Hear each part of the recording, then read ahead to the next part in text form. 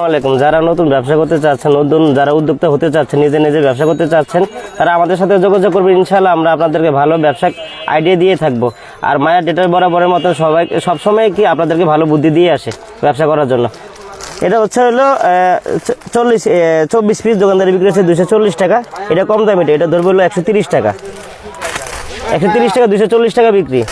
আর এটা হচ্ছে হলো 24 পিস, এটা দামিটা, এটা হচ্ছে হলো 140 টাকা 240 টাকা বিক্রি।